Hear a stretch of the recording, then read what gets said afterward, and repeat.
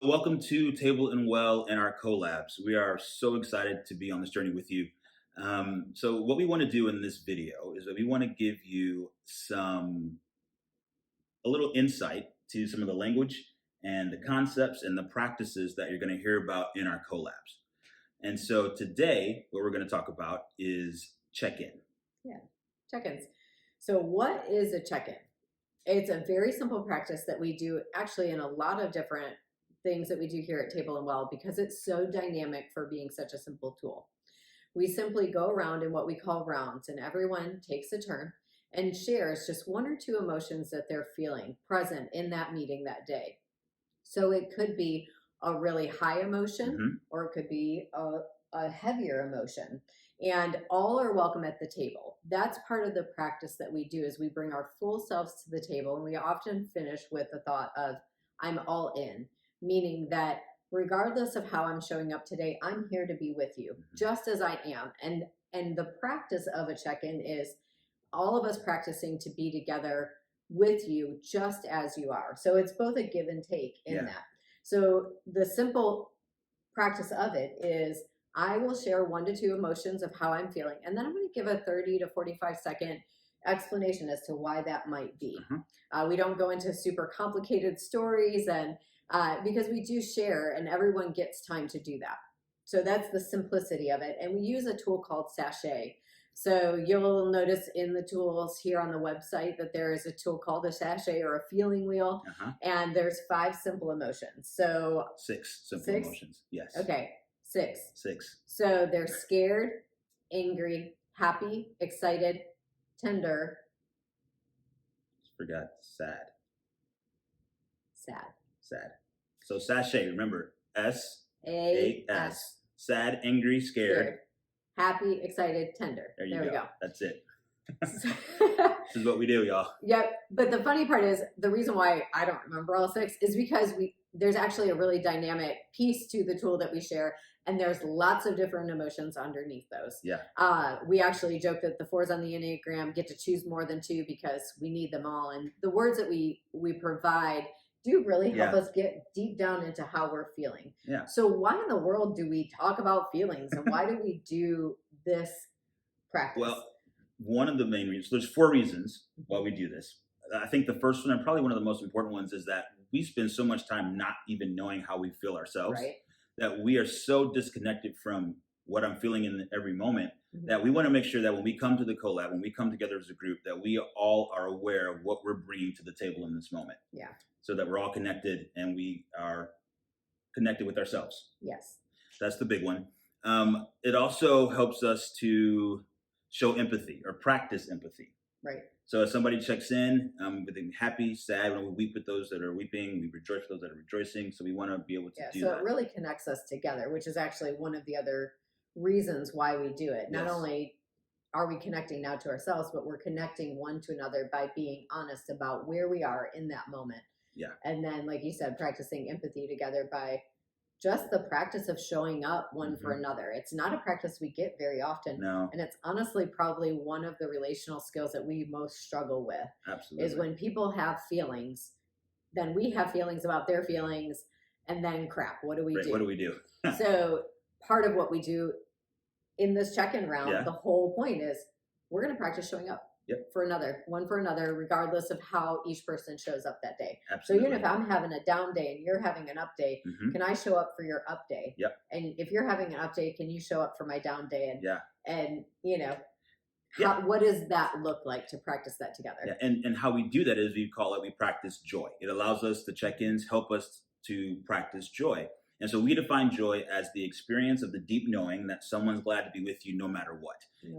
That's the key, is that no matter what piece. So no matter what you check in or how you check in, whether you're happy, you're sad, you're angry, you're frustrated, you're irritated, you can hopefully be assured that the people in your group are happy to be with you. Because that's part of what we'll practice, is how do we be happy to be with one another? Joy is such a critical tool for our happiness and for just our daily well-being. We talk, and this will all be unfolded for you in the collabs, of the importance of joy. And so what does joy look like? Well, it's an experience. and we can't experience it if we don't practice it. So together we'll practice through the tool of check-ins. Absolutely. So, like we said, it's that no matter what piece and Yeah. joy. So, what happens when the no matter what happens? Right, right. So what does it look like when someone actually checks in heavy, is what we call it. We don't believe that there's negative emotions. So often sadness or anger, anxiety are all described as negative, but we don't believe they're negative. It is just ourselves telling ourselves, hey, I need you to pay attention to what's going on. Just like when we're happy, our body's like, hey, I want you to know that you're happy right now and that you love whatever this is that's going on. Same kind of thing. Absolutely. When we experience anger, it's you telling you, like, hey, I need you to know that I'm not okay with whatever the situation is. Yeah. So how do we stay present one for another in the midst of our collabs in these situations?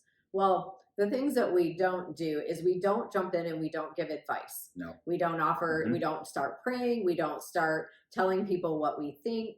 We don't start insisting that people do this or offer advice that they should do that to fix whatever that feeling is. Especially because most of the time when heavy emotions come up, we're like, oh no, I need this to stop because now I'm uncomfortable. So we don't do that. That's not part of our practice, is to jump in and fix or jump in and offer advice or prayer. What do we do instead? So we do something very simple. We simply ask, what do you need in this situation? So anyone in the group can do it. The facilitator can do it, or even you can do it. And the simple question is, what do you most need from the group right now? Right. And that question alone causes the person who might be experiencing the heavy emotion to stop and think about, what is it that I need? Which is another practice that we'll work on in collabs. That it's actually my job when I'm feeling an emotion to know what it is that I need from myself and what it is that I need from my community. And sometimes I don't actually need anything. We don't need anything, or sometimes we don't even know what we need.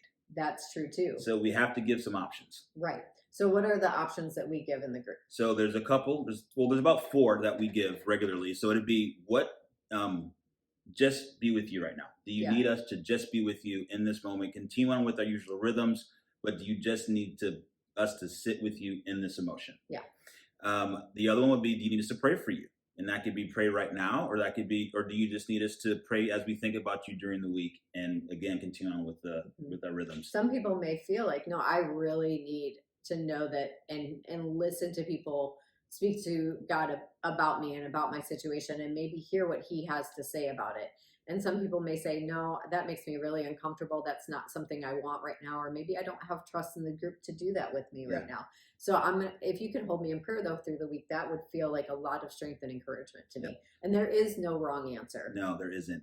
Another thing we may ask is, do you need us to listen to Jesus with you right now? And we're going to talk about that in another video, of what it looks like to listen to Jesus. But that is something that we do as well. We sit together, we listen to Jesus. What does he have to say about this? And we just quiet ourselves and listen on your behalf. Listen on your behalf. And the other one that we do is, do you want us, or would you like us to share some stories and advice of maybe times that I was in that same situation, and this is what I did, or how I got out of it, or what the Lord showed me. And we allow whoever checks in with the heavy emotion to answer that, because we just don't want to, like we said earlier, give unsolicited advice. We want them to know what they need and to be able to ask for it. Right.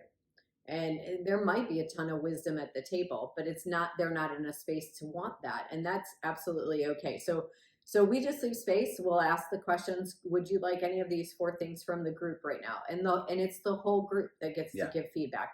One of the things that you'll learn through collabs is that regardless of who's leading them, we all have an opportunity to carry and to care for one another. And that is part of the practice. So when we ask these questions, it is a whole group participation. We hope that this helped you understand a little bit more about check-ins. We really want for you to feel comfortable to come to the table however you are. These collabs are about you getting to know you. And these collabs are also about us getting to know one another. And we won't get to do that if we don't come as our full selves. So checking in is that opportunity to do that. The other amazing thing about check-ins is, as you practice, you're going to learn this is a very, very simple tool.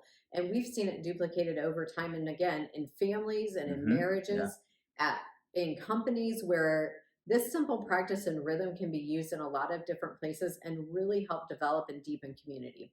So we're excited to practice with you, and we will see you soon. See you soon.